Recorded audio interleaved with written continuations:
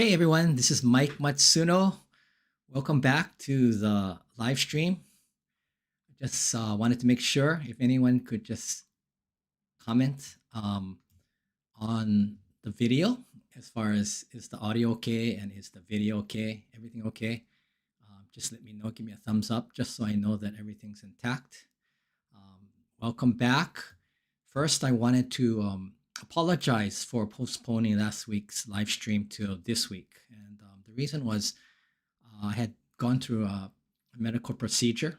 It was a prostate biopsy to check for cancer, and so I had done it the Friday before last Sunday, and it should be fine normally. There's no real complications normally, but I had some complications where I was getting this pounding headache, and when I looked online, it said it was called epidermal headaches. It's caused when they give you anesthetic into your lower near your spine area.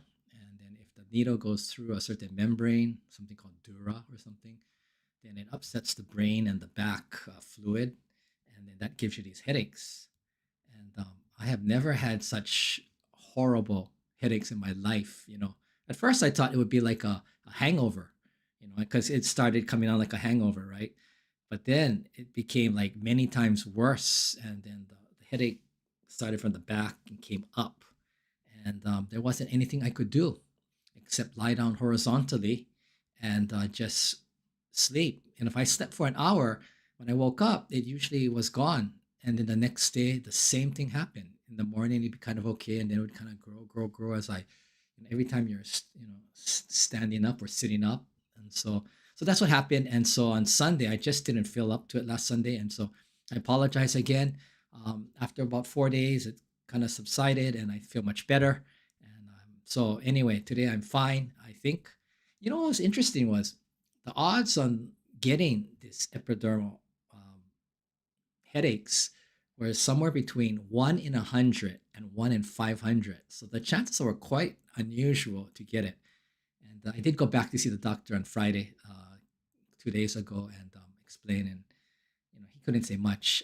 But anyway, and I found out on Friday there's no cancer. So no cancer. So I can go on living my life. I guess I'll live for a few more years. Anyway, just wanted to apologize to you, and so thank you. So again, if you could write something in the comments that the video is okay or the audio is okay, and if there's anybody out there listening, please just a quick note. So what's going on in Japan? Today is September 22nd, 2024. Let's see. Let's start with the heat wave. Japan has had the worst heat wave in the recorded history of weather in Japan. So in Kyoto here, we've had a record of 57 days of what they call extreme heat, which is 35 degrees centigrade or close to, or 95 degrees Fahrenheit. And it normally has a high humidity of somewhere in the area of 60 to 70%.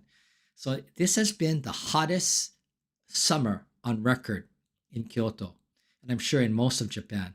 So as most of you, I'm sure, understand, I'm sure it's that this is due to global warming and weather pattern changes, but definitely it was super hot.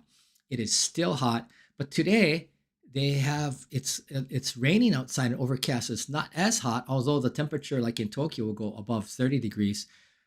Typhoon 14 that was coming up towards the Asian continent and was going to miss Japan except for Okinawa, and then the islands down south of Okinawa, actually suddenly took a right turn. It's really weird. It went like this, and it kind of just took a right turn, and now it's heading back towards northern Japan.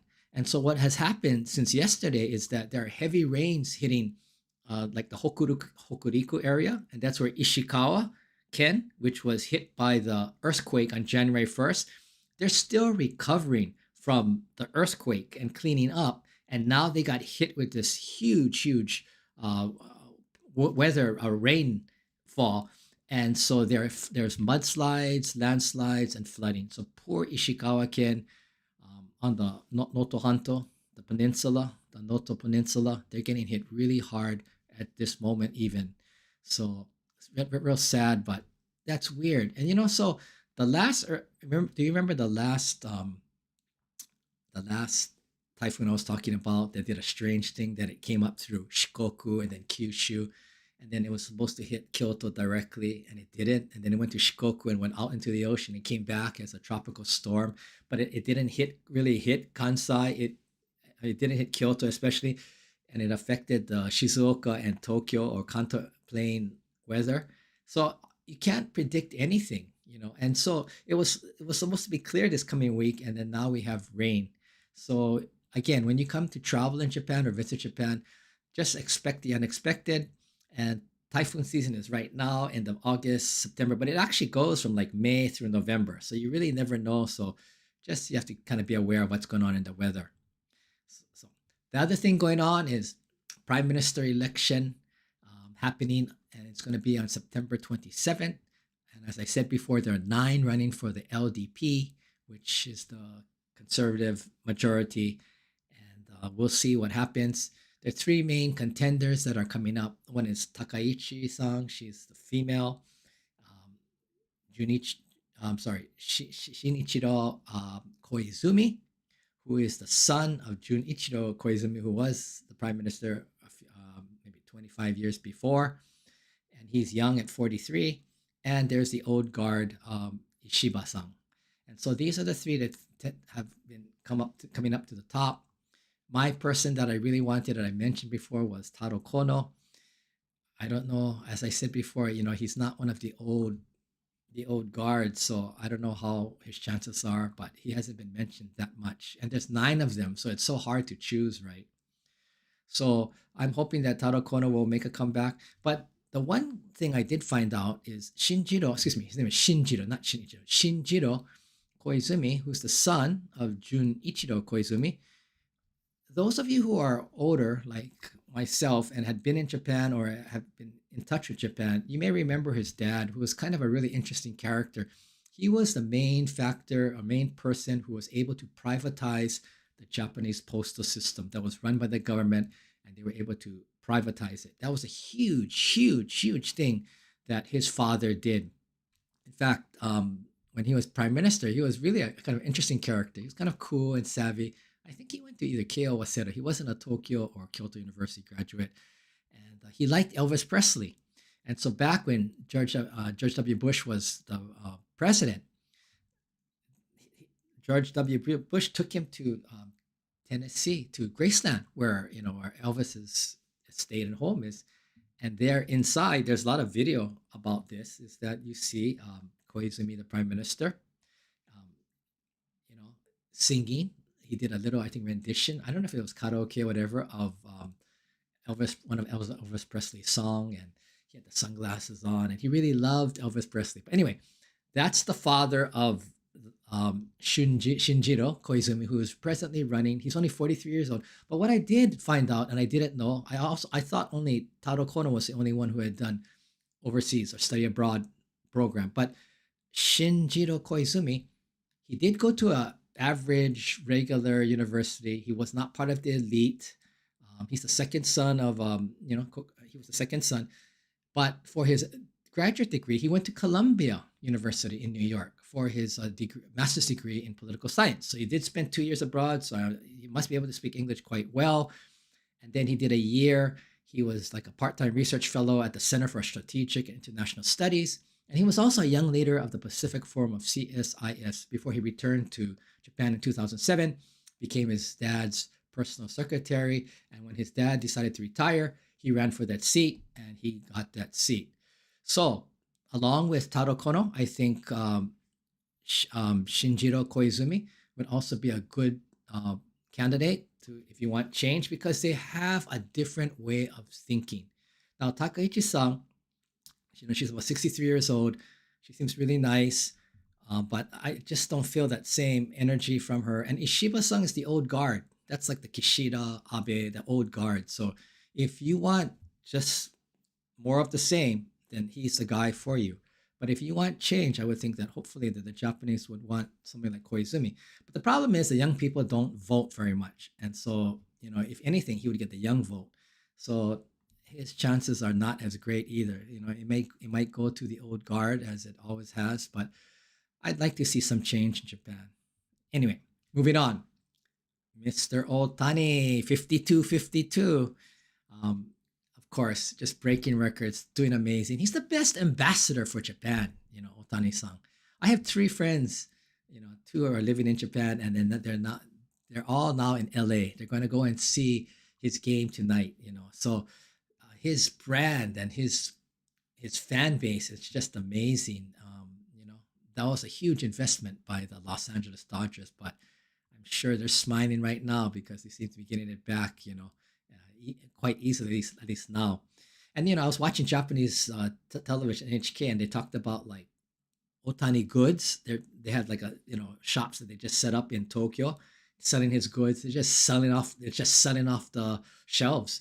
In fact, there were two bats that Otani had signed, and it was his bat. It was selling for 1.2 million. So that's about what $10,000 each bat. Right away, gone. And so again, there's this huge Otani-san fever. And again, he really is the best ambassador, someone who's kind and humble and doesn't say very much, but just delivers on the field. He is the ultimate ambassador for Japan. So go Otani-san, go. He still has a few more games, so that's great. In the sumo tori world, Onosato, who is a young sumo tori coming up, this is I think his second tournament in the top rank.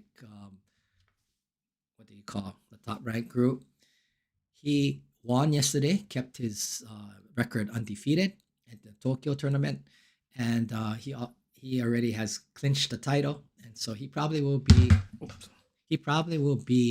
promoted to Ozeki in, in for the next tournament, and that's Onosato. And he's from Ishikawa, so that's really good because Ishikawa is struggling now, and you have someone, a sumotori from Ishikawa, who is doing really well and just won the tournament. And I'm sure he's going to say, I really wanted to gambaru or do my best for the people of Ishikawa. So great.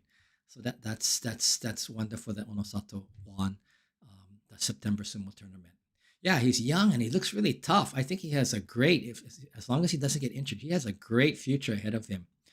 So for those of you who don't know me, I'm Mike Matsuno. I'm from Honolulu, Hawaii. I'm a fourth generation Japanese American. I've been in Japan over 30 years, and I do a channel called the Man in Japan channel. I do some videos, I do some live streams like this, I do some podcast videos with people who are related to Japan. All my content is usually related to Japan. If you're interested, please, down in the description is the link. Please subscribe. Would love to have you join the community here. And again, and I hope that you will not only like but subscribe to the channel. Looking forward to it. So thank you very much. So up until now, the live streams I've done, the recent ones have been about internationalization of Japan and the universities, and some of the differences between how Japan does things compared to the United States or the Western countries and how they do things. In my last live stream 3 weeks ago, it was about global life skills and how specific soft skills, like personal, some people call them personal skills, some people call them interpersonal skills, are so important, and especially for, okay, the soft skill family is quite wide, and Japan does many of these soft skills very well. Time management, let's see, cooperation, team building, compromise and things. But the part that I call, and Sammy Takahashi also calls, is the global life skills are the specific soft skills like assertiveness, leadership, critical thinking, problem solving. I also added in active communication. I would also add in things like risk taking, independent thinking, spontaneity, improvisation, and there's a whole another sector within that soft skill family that I think that Japan lacks, and they need that to be competitive in the future. I mean, even something like small talk. I haven't heard anyone. I haven't seen any comments. Is there anyone listening out there? If you could just let me know that the video is okay. That's all I need to know. So, anyway, I wanted to tell a story about something like small talk. When I was on the Ship for World Youth, which I referred to in my last video, the idea there were 200, I think 30 that year, and every year fluctuates a little bit, whether it's number of Japanese or number of foreign participants. So I think that year they had 100 Japanese participants, and then they had 130 foreign or international participants on the ship. And so on the ship, the Japanese were struggling. It was about the English. It was about not having those soft skills. And the biggest thing, and this is for Japanese who study abroad or go live abroad, is they have a difficult time making friends with the local people or the people like, for example, the international community. And so what happened with Japan is that on the ship, they were struggling to even, they were staying together. There are 100 of them, so it's so easily on the ship. You cannot escape. You're on the ship, but you tend to stay with your tribe. And they were staying with Japanese and only speaking Japanese. And then they were getting a little bit frustrated as time went on. So it's the second week now. They feel like they haven't really made friends. They haven't advanced or improved. And then many times they came to me crying and saying, "Oh, Mike Sensei, we can't speak, we can't make friends." And all I could do was encourage them and say, "You just gotta. Now is not the time to try and study. Now is the time to be active and just try and communicate as best you can." And we had a psychiatrist on board. His name was Hirai Sensei. And we used to have these little meetings about what can we do to help, especially the Japanese. And so Hirai Sensei, he said to me, we talked about small talk, and I was telling him that, yeah, they need small talk, and for, most Americans or, a lot of Westerners, small talk is like atarimae. It's like expected. It's like obvious. So, but he said to me, "Oh, maybe you can do a presentation." And I'm thinking to myself, wow, to do a presentation about small talk, that sounds almost like too obvious to be even thinking about it. But then I stepped back and then I realized for the Japanese, small talk is actually really big talk, right? In that sense, is that if they can't get into the small talk phase, then they cannot even enter into the possibility of making friends. So I said to him, "Okay, I'll do something." So they gave me a block. I think it was 1 hour, 90 minutes, and I wrote up a presentation, PowerPoint slides, and then we set a certain time that was, people could come voluntarily. So I didn't know how many I would get. I thought maybe 8, maybe five to 8, maybe. So I was there, and then sure enough, maybe we had 5 to, yeah, I think we had ended up with 8 at the beginning, and there were a lot of international participants also, maybe 6 of them. They wanted to be there as support for the Japanese and tells them that you folks are doing okay, you folks are doing great. So, so they were there. So 6 of them and maybe 8 Japanese. And then I started the presentation. And as I started the presentation, what was really interesting was more Japanese participants. They call them JPYs, Japanese participant use. Anyway, JPY. The Japanese started to come in more and more, and they just kept coming. And after about 15 minutes, there were 50 Japanese participants out of 100 were in the small talk voluntary presentation or workshop. I was shocked because I thought, maybe you get 10, but 50, that tells you the scale of how many. And there were some that were in there that were actually who had already gone and studied abroad and came back and spoke English well. And after I asked them, why were you there? You already can. They said, oh, still they didn't know exactly if there was any better way to do it, that they weren't as successful as they thought they could be, and then that they wanted to get any kind of tips or any kind of advice that they could have. So there's about 2 or 3 of them, but the rest, were there. They weren't study abroad students. They were there to learn.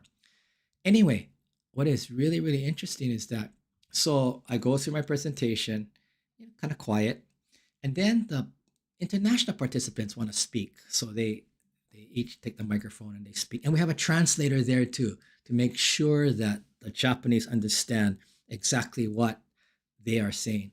And basically they were encouraging them and telling them, you folks are doing fine. Don't feel bad. Come up and talk to us. We look forward to it. And five of them, I think, spoke. And then after that, I closed it out, and that was the end. And then it was so interesting because what happened is that as soon as we ended the workshop, though a lot of the Japanese came up to those international participants and thanked them for their. It was like a huge weight was on these Japanese participants that they didn't, and they were looking for a place to vent or to tell people that their struggle, that they cannot speak, they cannot make friends, they cannot do small talk, they don't know how to do small talk, and they felt that they were validated or recognized by this presentation. And those international participants, by them speaking and encouraging the Japanese felt like this weight had gone off. And what I saw were people literally crying, like bawling, like some of these Japanese, they're crying, and it was making the international participants cry. And it was really such a powerful, powerful experience. It was almost like a come to Jesus moment in a different way. But it was like that kind of feeling where they felt this huge relief that people understand why we cannot. And it was so amazing. I was shocked because here I am thinking small talk is no big deal. And when it came down to it, small talk was huge, huge talk. And basically, the Japanese were looking for some way that people would recognize and understand their pain. And so it was the best thing we did.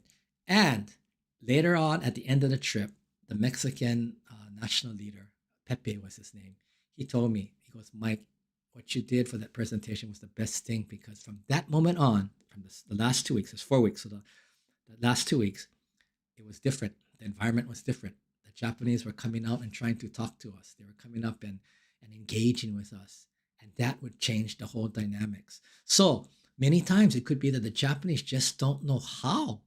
They don't know what to do. And they didn't know, because small talk is not common in Japan as much as Westerners think. That's so obvious. Of course, just say hi or say something. That wasn't common in Japan. So anyway, I didn't mean to go on and on, but one more thing I wanted to talk about was, so last Tuesday, I had those pounding headaches, but I had to go into the Osaka consulate here in Osaka to get something notarized. And when I went in, I met someone, or I watched someone who was the best at small talk and interpersonal skills. I was like just in awe. So I go in there and I gotta wait. You gotta wait a while after you hand in your documents, right? So I'm sitting there. I sat there for about 25 minutes. Normally I have my phone out. I'm looking at it a little bit. But then I started hearing this one lady who works with the ambassador. I think the consulate, excuse me. One lady who works with the consulate. I think her name was Jennifer. Anyway, she was behind, the windows. And every group that came up for different reasons, whether it was a visa or a document or whatever it was, she was the one that met them. But she always had something really, really kind and touching and just connecting to those people. Whether it was a comment to the children, she spoke to the children who came with their families, or it was to the people. She always had something really nice to say. And she was the master of small talk, I thought. So I just sat there watching and observing, going, oh my goodness, she's the best that I've ever met. And she's working for them. So if you ever go to the Osaka consulate and you meet a lady named Jennifer, she's the one that and I did tell her when I went up for my notarization, I said, you have the best small talk skills that I've ever seen. And on my live stream this Sunday, I'm going to talk about you. And she didn't know what I was talking about, of course. But anyway, that's so, again, Americans, especially, and like someone like Jennifer, unbelievable. And it didn't take long. It wasn't like it was it went in, it was very quick. It was very smooth, very savvy, and then got down to business. So she was able to make the connection, make people feel comfortable, get the business done. Perfect. Wow. What a star player, I thought, for the Osaka consulate. So anyway, kudos to Jennifer. Anyway, so with this week, I wanted to talk a little bit about what East meets West and how cultural values differ. And are you hearing something strange? Okay, so a lot of things that we talked about before, for example, like group versus individual. When we talk about this idea, and that comes from cultural differences, right? In America, you want to be independent, you want to be your own person, you want to have an opinion. And in Japan, the group many times will come before the individual. And you see that at companies or anywhere. And I think I said before is that either one alone is not good. It's nice to have a combination of both a group and individual where they're overlapping. And so that's what I hope that excuse me one second. I think I lost a connection. Excuse me. Okay. Sorry about that. So what I was saying is that the group and the individual, excuse me. So the group and the individual, it's really you know, Japan, of course, very group oriented. United States and Western countries more individual. And the idea in Japan is that you have to conform. If you don't conform, and I use the proverb, the standing nail gets pounded down. And this is very evident even in today's Japan, where the standing nail, if you stand up too much, you will get pounded down. Or as I referred back to Yoneda Sensei from 30 years ago when he said, "Ware ware Nihonjin," we Japanese have to conform to be Japanese. And although it's much lighter now, it's still there. Or we also talked about silence being golden, right? Like in Japan, when I talked about when foreign staff and Japanese staff go out to eat lunch or something, that the foreigners, it's a social thing. They're talking, they're laughing, they're making jokes, they're being funny. But the Japanese staff tends to just focus on eating. The idea of where the focus is on silence is the norm, and in the West, it's more about if it was silent, it'd be strange. It's the same as like I remember riding in like a car with Japanese the first time I came, and in America, if you ride with your friends in the car, you normally don't have long bouts of silence. Somebody saying something or joking or whatever. But I remember we were having these long periods of just silence, and so I was the one to keep asking questions because I felt uncomfortable. But for the Japanese, that was perfectly normal. It can be where it's just quiet or silent, and that's okay. But for Westerners, and especially someone like me, you feel it's awkward, it's uncomfortable not to have constant conversation or someone saying something like in a car, and especially in a closed environment, even in an elevator sometimes, but if there's other people there, people tend to be quiet. However, people, Americans, I tend to talk. They're very social in that way.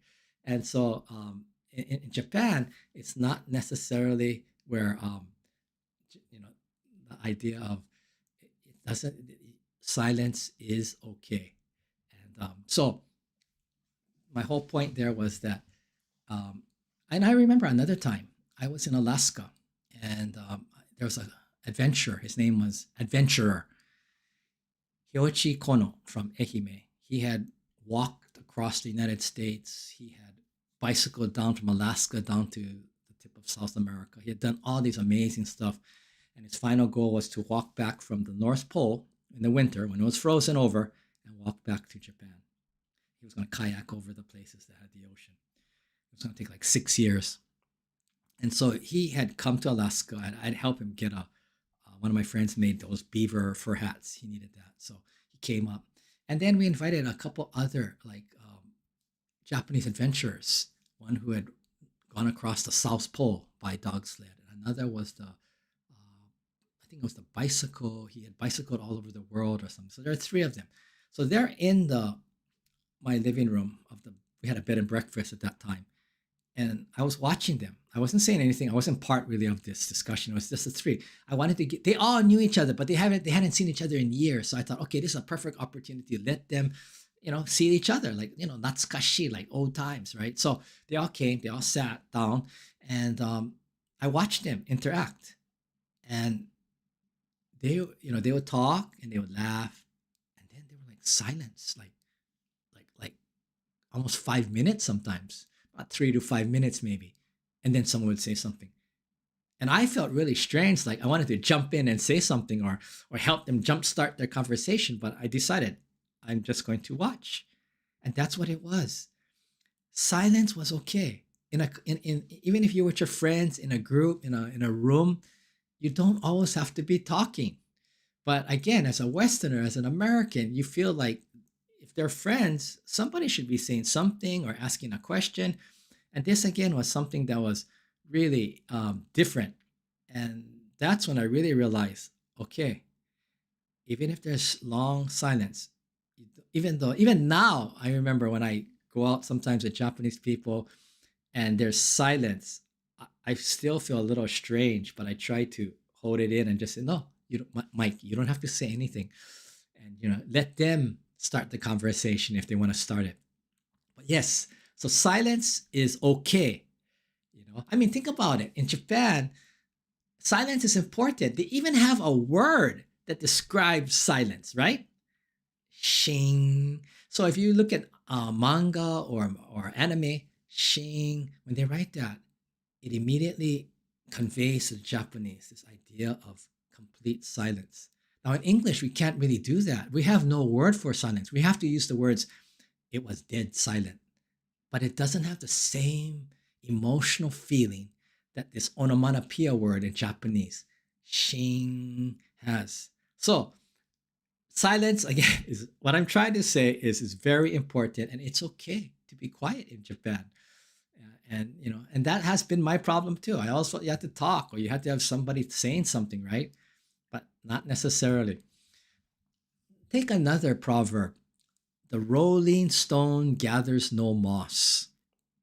Now, in America, we consider that if you don't stay active and you don't keep moving, that you're going to gather moss. Moss meaning like it's almost associated with like mold or something old or something negative, right? Moss is not a good thing to accumulate on your wheels or so or on the rolling stone. So, but so I okay. So in America, the idea of the rolling stone gathering the moss means you stay active, stay dynamic, keep moving, so you don't get any moss or mold stuck to your wheels or your stone. And then a Japanese person many years ago told me, Mike, no, it's different. And I said, what are you talking about? And he said to me, the rolling stone gathers the moss. When you translate into Japanese, there is an equivalent in Japanese. But the meaning is the opposite. Moss in Japan is looked at as a really good thing. It's just a beautiful aesthetic thing. It's something very natural and very connected to nature. In fact, in Japan, in Kyoto, they have kokedera. Kokedera is the moss temple. And many years ago, you could go, I think it was free, and you could go in, or was the admission fee was very minimal. But what was happening was the visitors, whether they were foreign or Japanese, I don't know, were actually not respecting the moss, no respect for the moss. And so they were trampling on the places that they shouldn't, and they were killing the moss. And I guess there's hundreds of varieties of moss at this kokedera. I have never been there. I would like to go one day, but it's a little expensive now. So what they did is that they made it like they decided to add on a high admission. It was 3,000 yen. Today, you have to go online to make a reservation, cost you 110 yen, and then you have to pay 4,000 yen, almost $40, to go and see moss. Now, most foreigners probably won't go because unless you're a moss enthusiast or you love moss. How many foreigners, Americans do you know that love moss? Maybe zero, except maybe moss scientists. So again, that was a good way of controlling how many people go there, but I don't know how many people actually go to Kokedera. But you can go. It's in Kyoto. So, if you're going to go, got to make the reservation. You got to pay the 4,000 and 100 plus 110 yen. So again, it's all a matter of viewpoint, right? So in Japan, the reverse on that proverb, right? If you go to, basically, this is what it's saying.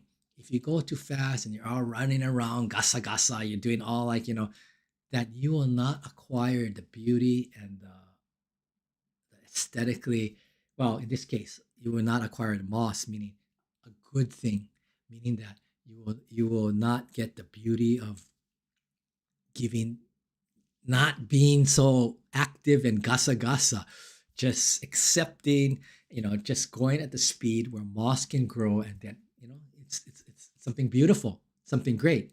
So complete opposites, right? Same proverb, complete opposite perspective. Basically, is the glass half full or half empty when it comes down to it? That's it. So, it's like the word wabi sabi, right? Nobody can really describe wabi sabi. Even Japanese have a hard time if you ask them. There's a shop in Hawaii called Wabi Sabi, and they sell these little Japanese, um, well, based on different. I think they create their own, but they're like using like Japanese material or obi or different designs. They're called wabi sabi. But anyone, if you ask, what does wabi sabi mean? No one can really describe it. It's basically the beauty in the imperfection, or in it being more old or archaic. It's the beauty in in how naturally it looks. It's like the T-bow that has a small defect or a little bit of a curvature, and it's not symmetrical. That's considered to be wabi sabi or beautiful kind of thing. So most people, but it's a very powerful word, but no one can really define it. Kind of like Zen, that whole idea. What is Zen, right? You can say enlightenment, but it's more than that. So anyway, the idea of wabi sabi, or like when we talk about moss, very different. I'm going to move on to a couple other things. In Japan, what's important is in the cultural values, it's like hierarchy and seniority, right? Where most Japanese before, at least, were going for permanent employment. So you go into your company, you move up the scale, you know where you're going to be in 20 years or 30 years if you continue that path.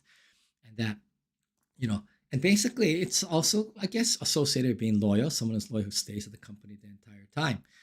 Whereas in the United States, it's more about results. They're results driven, and you can be young or old, but again, it's a completely different structure.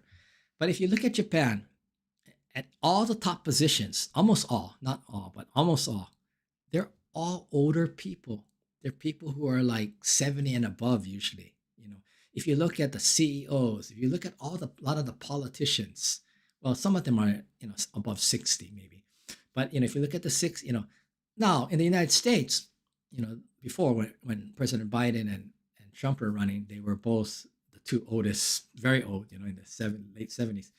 So yeah, but outside of that tendency, like for example, CEOs or people tend to be usually younger.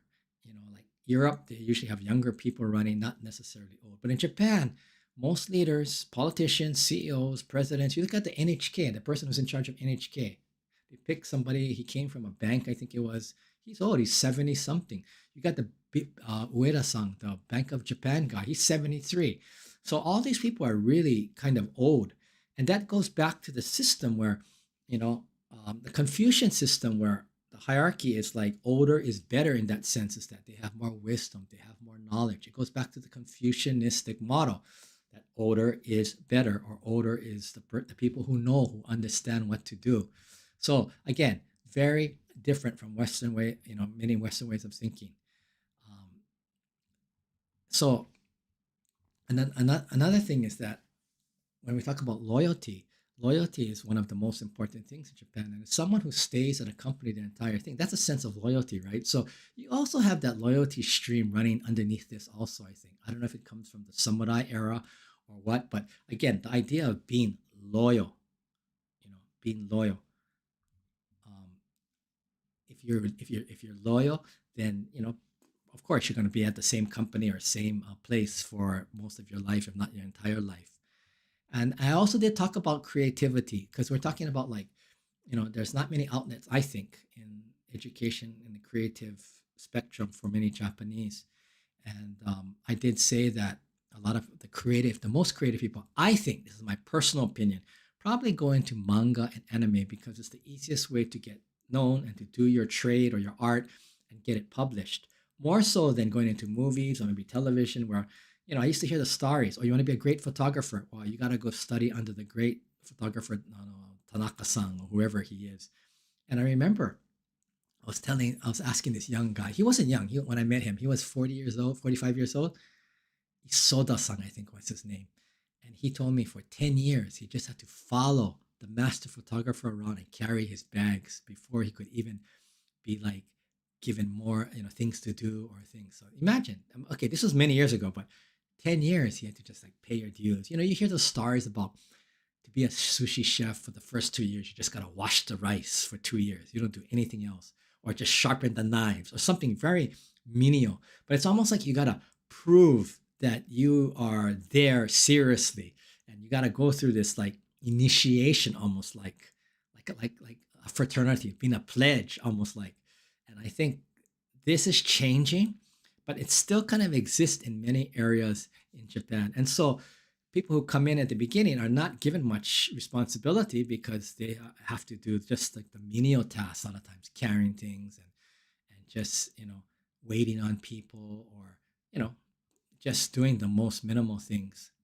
And I think when the problem for creativity is that Japan needs to focus some of this creativity and energy that maybe is going into anime and manga now into business. So I think that's like their secret weapon that they haven't really figured out how to rechannel that, because there are a lot of creative Japanese. It's just that in the educational system, it's not seen that much.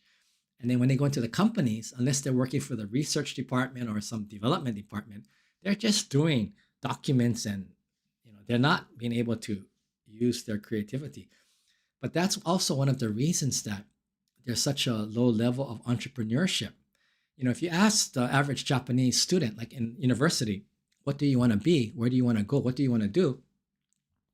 For your job, some of them, half of them will usually say, I want to work for a large and big company, like Sony or Matsushita, because it's safe, good pay, good benefits, you're set for life more or less. But not many people can get that type of job. It's still very limited. And the other half usually say they want to be komuing. Komuing is like a civil servant working at the city hall or the state prefecture office or maybe the national government. And you would think that's really a boring job. Like I'm from Hawaii or in the United States. And a lot of times people make fun. I'm not making fun of the state workers, but the idea of the concept that state workers or state jobs are not as challenging or whatever, that it's safe, you get good benefits, not that much pay maybe, but you're set, kind of, you get a pension and everything. So that kind of thinking, that's kind of like the thinking for the civil servant in Japan. And so a lot of Japanese students, that's all they want to be. They don't aspire to be anything more. They don't want to own their own company. They don't want to be some travel writer or whatever. They just follow the path. And so that's why, if you could challenge, if you could be able to change the way that Japanese think, and have more people, maybe they want to become, own their own business. Like I have never met a Japanese person who wants to own their own business. Well, there was one. I think I mentioned him before. It was on the Ship for World Youth, but I could tell right away he didn't know what he was talking about. He said he wanted to be CEO. He was only saying that, I think, because other people had said that before and it sounded really cool, but he had no clue of what running a business or a CEO is. But on the Ship for World Youth, a lot of the international participants, they wanted to either run their own company, and a lot of them were already running their own company. There were several that ran their own company and applied for the Ship for World Youth program and were able to attend. And as long as you were under 30, you could, and got selected, you could attend. But the Japanese never said, either they said, their famous answer was, I don't know what you want to be. When I said, what you want to be on the ship, what do you want to do? I don't know. Komuing, or they wanted to work for a large, big Japanese company. That was it. There wasn't anything about, yeah, I want to be a CEO or, politician. There were several people on the international participants who said they wanted to be like a politician so they could make changes in their country. Not one Japanese ever said anything that they want to be a politician. I guess politicians in Japan, the image is quite, I don't know, not good maybe, or nobody aspires to be one. A lot of times there's scandals. There's still scandals going on now with the governor of Hyogo Prefecture, and asking him to step down because he was taking in all these gifts and things. So again, maybe it's associated with a negative image. I don't know, but no Japanese I have ever met said they want to be a politician. And second, no one has said, except that one person ever said they wanted to own their own business or be a CEO.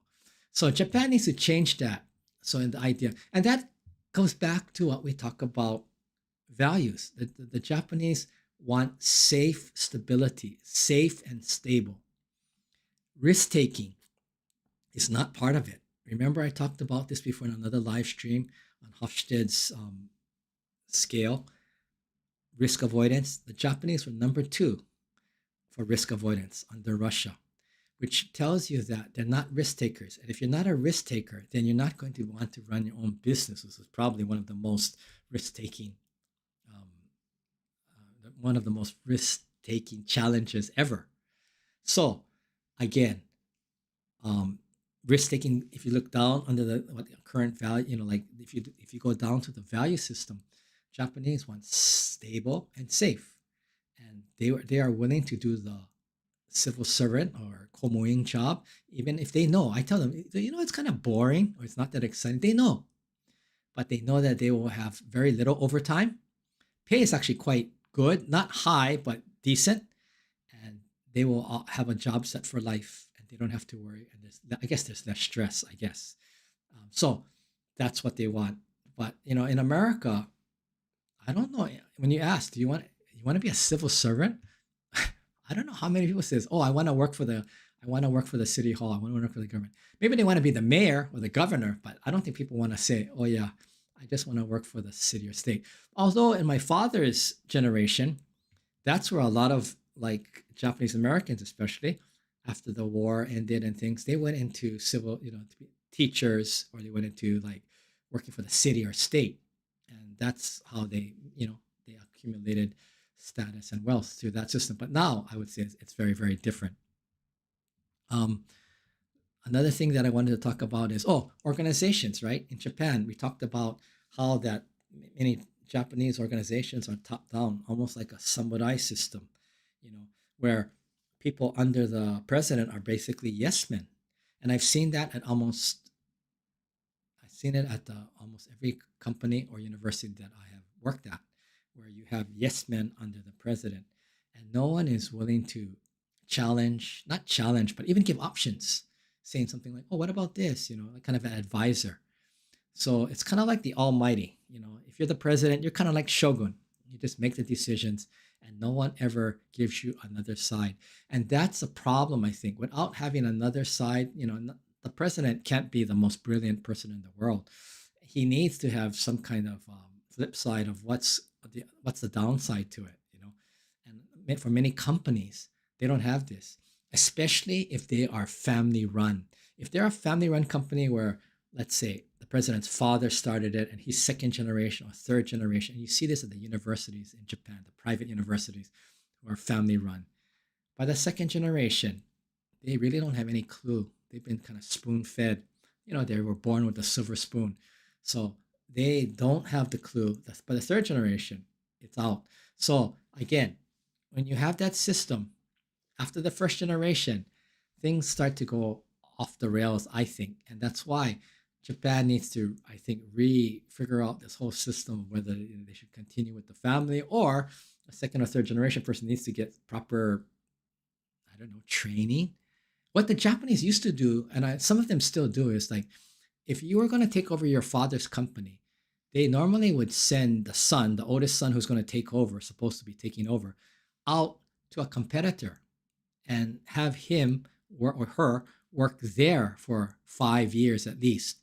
And after they went through the system of struggling and understanding what it's like to be a regular worker, as well as they could see other things going on in the other company, then they would return back to their family company and then take over. I thought that was a great system. Interesting, right? Instead of if they just stay here and the moment they graduate from college, they enter into their family run company, then there's no way that that person can have a wide, very unlikely that he'll have a very wide view of things going on. So, again, when you talk about the samurai system here, it's you got the oldest at the top normally. It's usually not flexible. It doesn't bring in new ideas, and that's why, like for example, with politicians, only 56% of Japanese who are eligible to vote, and most of them are much older. They're senior citizens. So of course, the older politicians cater to the older the senior citizens, because that's who's voting, which means that they just stay on the old path, because what the older people think and know and want are going to be very different from what the people under 40, let's say, want. But the people under 40 are very apathetic and they're not voting in Japan.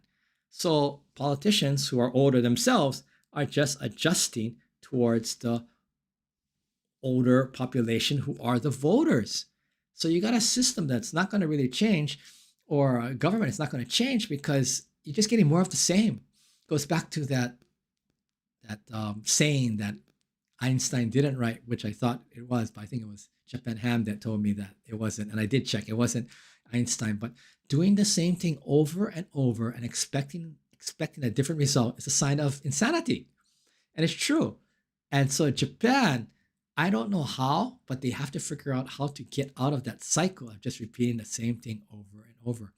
And one last thing is, when you have a president or the top person who is like, and you have a samurai system, what I also saw very often was the people under him, the yes men, they didn't always, if you ask them to ask the president this, can I do this?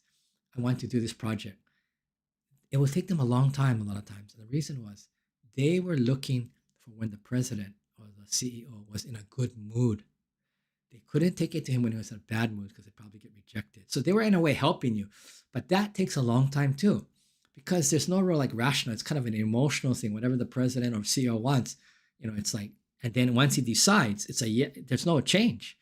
So they had to go and wait for him, and they knew, like every day, the morning he walked in, they could tell by the president's face if he was in a good mood or bad mood. If he was in a good mood, they try to get all their things approved and stamped on. So yeah, I saw that too, in a university and also in a company. So when you adjusting, and I'm sure that happens anywhere in the world, but I think to a lesser degree, that like in Japan, it's very, very sensitive about that. Another thing we talked about, and it goes back to efficiency and technology, was that Japan seems to be quite behind in technology and in efficiency in general. Um, and I talked about, for example, if I go to City Hall and I see so many people working, and we're kind of a smaller city or town, and that you really don't need that many people working. I always think, but again, employment, sometimes they're overemployed, and it's about efficiency. I really would think, my own opinion is that, again, I'm only speaking from the outside, but I have been on the inside for a couple places. Efficiency is probably 60%, maybe 70 of what Japanese companies, organizations could do. But because of the duplication and the overemployment, it's very inefficient. And there's no one to tell them how to do it. There's consulting companies, but I'm sure consulting companies are Japanese, so they're just more of the same in a way. I mean, they're giving some advice, but I don't think they have that so much of a critical idea. Maybe if their ideas are too radical, the companies won't even do them. I mean, because it's too far fetched. So, consulting companies do have their role, but I don't know how well they actually do, or if they do implement something, how well that's actually followed through on. I mean, take for example small things, and this is what I said. Japanese technology and computers and all this is way behind in just simple daily life things, daily life related things. For example, um, dentist appointments or any kind of appointment, doctor's appointment. There is no reminder. So, like, let's say my next appointment for the dentist is 6 months. It's up to you to remember. No one's calling you. No one's sending you an email. Now, in America, a lot of times they have this email system where automatically it's sent out like a day or two before your appointment, right? So you can get, you can figure out when is your appointment. And I was always kind of puzzled, like why? And I still don't know why. Maybe because it's just new technology that's too hard or too expensive to implement, which I don't think is that difficult. But the reason that it came to mind was when I was going to the Osaka consulate this last Tuesday, on Sunday, last Sunday, I was sent a reminder from the Osaka consulate about my appointment. And I was like shocked. but it was the United States government Osaka consulate. That's why I was sent a reminder, which is a really neat thing. I go, oh yeah, yeah. I said, wow, it does make a difference. If you got this, you will remember at least. You have a much, much, much, much higher chance of remembering than if you don't have any reminder. Like I have dentist appointments and another doctor appointment in 3 months and one in 6 months. It's up to you to remember. Which and then remember, 38% of the population of Japan is over 60. They're older, so they have more chance of forgetting. If it's 3 months down the line or 6 months down the line. So what I'm saying is that you would think because and the people who are going to the doctors mainly are the older people that you would want them not to miss their appointments. And in that case, you would set up a system that would send them an email or reminder, but that doesn't happen. So I don't know what the answer is, but again, things in Japan puzzle me, and maybe I'm missing the whole boat. But things that I think that should be common sense, should be efficient, are not, and that's a lot to do with just the way it comes down to um, not fixing something if it's not broken. Or the famous line is, "This is the way we've always done it." That's a very, very common way answer that I used to get. This is the way that we've always done it, which means that we're not going to change. We're just going to do it the same way we always did it before. Oh, sorry, I missed some comments. Sorry about that. I didn't even know it was there. Oh, you know why? I went the wrong way. Sorry, I am technology deficient, so I'm very sorry. Um, Thank you, J Star. I'm feeling better. J Star writes, showbiz happenings. Let's see, showbiz happenings. Oh, I'm glad I found this. Wow, I'm sorry I didn't. I was wondering if anybody was there. Hi, Sammy. You're here. Great. Thank you.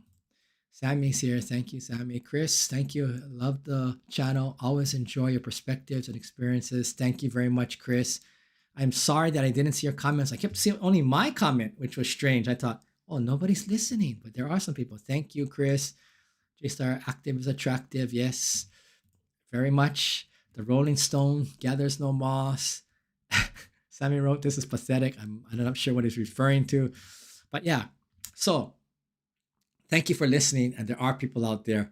But what I really, so basically what I want to say is that current values, like cultural values are below all of the way that people think, right? Whether it's group or individual, whether it's not changing or not taking risk, or even when we talk about the soft skills, assertiveness, risk taking. If you look down into the underneath at the cultural values, you can see why the Japanese don't take risk, right? Like they want stability and to be safe, and that also there's a reason. There's a reason for everything. That of course of why they do what they do. The Confucianism system of the hierarchy. That's where that comes from. So you got a samurai system, you got a Confucian system that are overlapping. But there are very good things too about the different systems. You take Confucianism, you take the concept of filial piety in Japanese, oyakoko, which means taking care of your parents. It's almost like a duty. Now, again, this is changing, but still there's that concept. And I'm not saying that other countries or Americans or Europeans don't take, they do. But in the Japanese idea of Confucianism, it's like your duty. It's like your honor to take care of your parents. You don't just put them in a home and then leave them. You need to, first try and take care of them and maybe live with them and etc. etc. Again, it depends on where you live, and there's so many different variables. But again, what you have is that there are very good things to the Confucianism system too. And you can see the senpai kohai system in action all the time. You look at Otani-san. He always, when he's interviewing, sometimes he'll talk about like Ichiro or Matsui-san, people who have come before him that have set the road for him to come to where he is. And he always says, thanks to the senpai, or thanks to. So there is this reverence too to someone who has come before you. Now, other people, of course, Americans also do say, or like African Americans, they all say like people came before me. So that same idea of concept. But I think in Japan, you also have that. It's very, very strong, connected to the Confucian system of where you have senpai kohai, or you have a teacher or something that you feel indebted for life. They have this idea of onshi, on. Onshi is when someone that you owe, and it's like something that, okay, this is an interesting concept that most Westerners would think is a little silly, because it's this idea of lifetime or endless obligation or appreciation to someone. So before, now it's changing again. But like if someone introduced you to your husband or to your wife, a lot of times for the rest of your life, every year you would send them a present to thank them for introducing you to your partner. You know, and it's your job to remember them. They are your own sheet. It means that you have obligation to them for life. And there's different kinds of expressions about on. They say that one 10,000th of a on can never be repaid in your lifetime. It's like this huge obligation or this huge responsibility, right? And but the idea of that, again, this idea of obligation, that I depend on you. I remember too, back many years, I don't know, at some hospitals they still do this. At the medical group I was working at, they don't. And that was one of their philosophies. We do not accept presents from patients. And before, if you had like a major operation or something, besides what you paid for the insurance, the copay or whatever, you had to give. You didn't have to, but most people were kind of obligated to give money to the surgeon to thank him for the job that he did for your mom or dad or whoever, your child. And it wasn't a little bit. It could be, depending on the seriousness of the surgery. $300, $1,000, several $1,000s. And many people, especially if you had money, would continue to pay or give money to the doctor, like I don't know, forever, but for many, many more years, even after his treatment was done. And the idea there was, on, I owe this person for life, for saving my life, or for helping me be able to walk, or whatever it is, and they would continue paying. So yes, there's this heavy, heavy duty concept of obligation, of I thank you, indebtedness for life. And now it's changing again. But again, just remember that concept kind of still lives in Japan. It's a very, and I'm not saying that it's bad or good. I'm just saying that it is there. And if someone says you're their onshi, that's like one of the highest compliments they can give. It means that they owe you for the rest of their life, in a sense that not you have to pay them back or anything, but if someone says to you, you're the onshi, basically means they feel indebted to you for something that you've done, something major. It's not just some small thing like you lent them a pencil. It's something like, you did something huge, whether it's inviting them or getting them out of some trouble or whatever it is. They call that onshi. But anyway, another thing that I talked about before is traditional and conservatism versus progressive and change. And this is where Japan is struggling now. They want to keep their traditions. They want to keep their history, and that's great. 3,000. The country is 2,000 to 3,000 years old. I think 3,000 years old, because Kyoto is over 2,000 years old. Imagine, that's a long time. So of course they have very traditional ways of thinking, right? And that tradition is good. What happens a lot of times is the Japanese tend to use this idea of tradition and history as a reason not to change, not to make differences. Not to make anything different. And it's an easy way to it's an excuse sometimes. And sometimes maybe they do feel like, oh no, we don't want to change because this is the way we've always done it, right?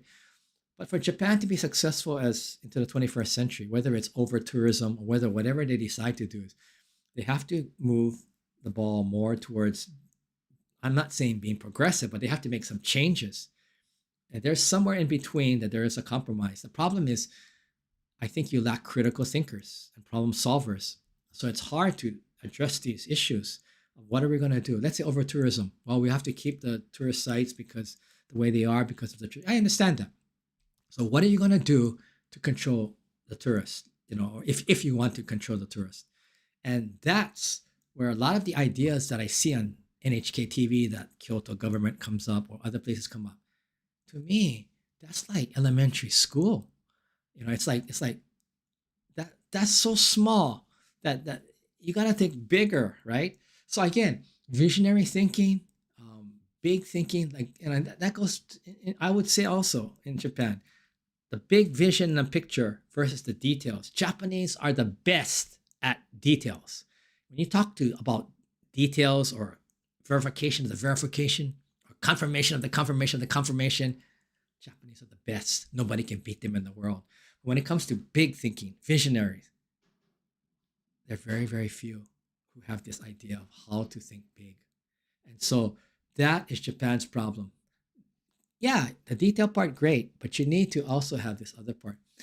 I'm going to end with a story about detail. And this is what drives me crazy. This past week, I had to go to the bank to redo my bank book because I was getting blocked for something. And I went to UFJ, which is my bank, big bank, right, one of the major players. It took 3 hours. First, I had to make an appointment, and then it took 3 hours for me. And all I did was change my name on the bank book because it said Mike Matsuno before. But now that I have a permanent resident visa, the name had to be adjusted to be the same as on my permanent alien registration card, which says Matsuno Mike Hideo. Last name, first name, middle name. I said, use whatever name, because they were like, all like, oh, what do? We have a different name. And I said, use whatever name you want to use, but I don't want any more trouble about anything else in the future. You want to use Matsuno Mike Hideo? You want to use Mike Hideo Matsuno? You want to use Mike Matsuno? You use whatever you want. But I only want one and decided. And so for them to change that on the bank book, to give me a new bank card, I guess to put it into the computer, it took 3 hours. Yes, I'm not lying. I just was there. What day was that? Was it? I think Thursday.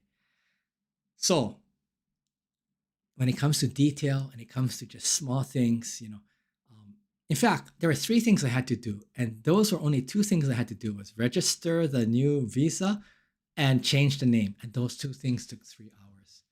So again, sometimes Japanese get so deep into the detail and the weeds that you can never come out until like hours later.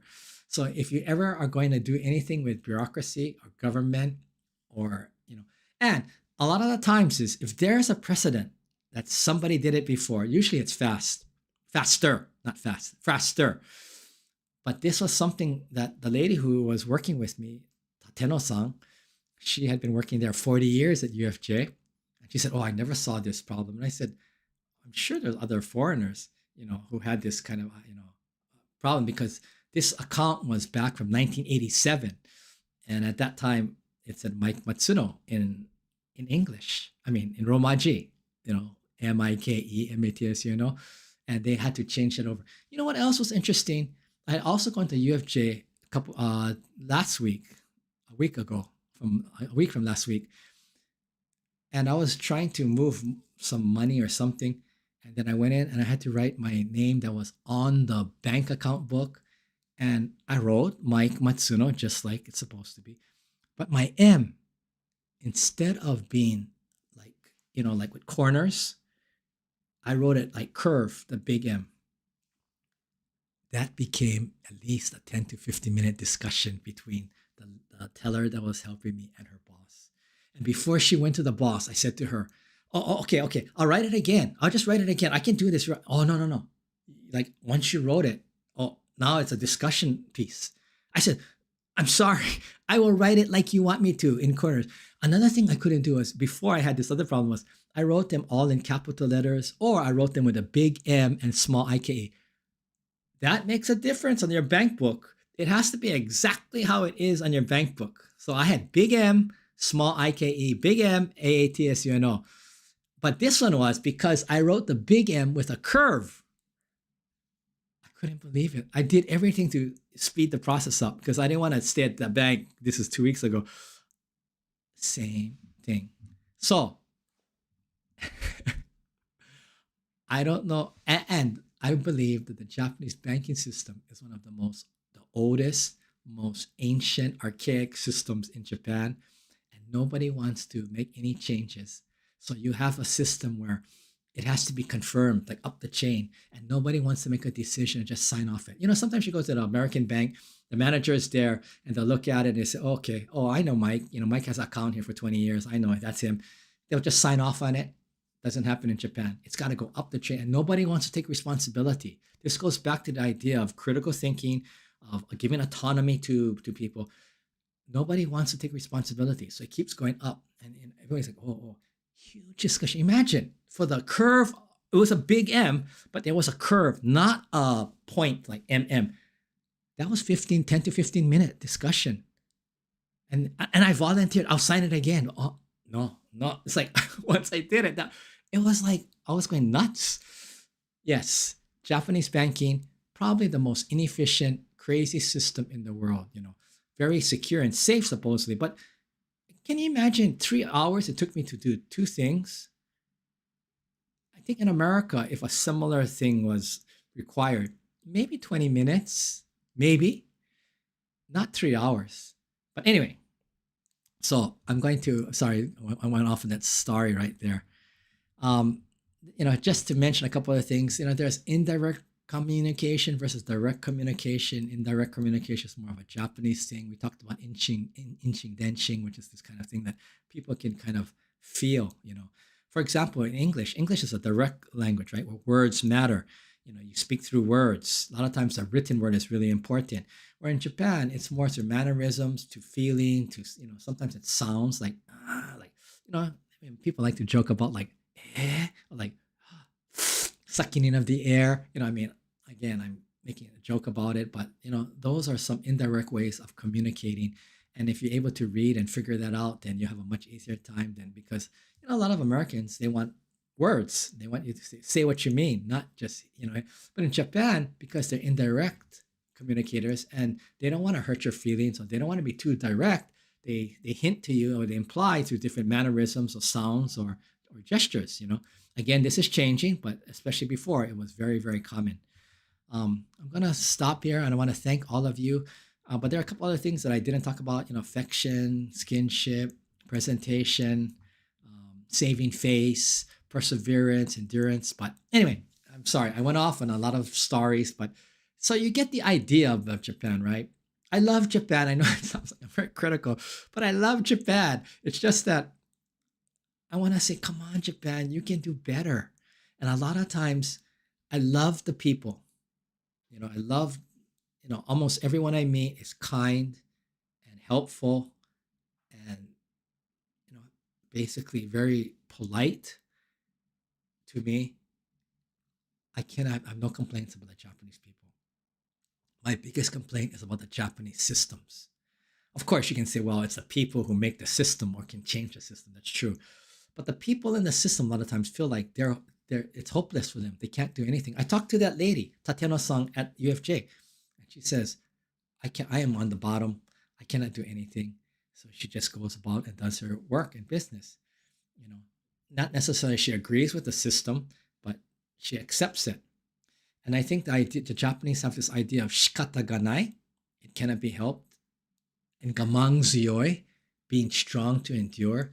Those two Japanese cultural values actually make it more difficult for change, because people tend to endure or withstand longer than maybe other people outside of Japan would. So it takes longer. I think I talked about the outrigger canoe and flipping it over, that you get to get to this point where you flip over. That's gamangzioi and shikata ga nai are concepts or Japanese cultural values that make this process even longer. So that's part of the problem also, this idea of gamangzioi. Gamang bitoku, it's a what do you call virtue. Gamang is a virtue. Gamang, to endure, is a virtue. Anyway, I'm going to end here. I want to thank all of you. Now, my next live stream will be in 3 weeks, and I'm sorry. And the reason is because I am taking 7 other Alaskan seniors this coming week onto the Shimanami Kaido, and 3 of them came last year, and we're doing it one more time. So I'll be on the Shimanami Kaido riding this week, and then next Saturday I'm meeting my sister and her group. That's a group of 5 and me, so 6, in Sapporo, and we're gonna tour Sapporo and come down through Tohoku and to Tokyo. So I will be with her at least almost 2 weeks.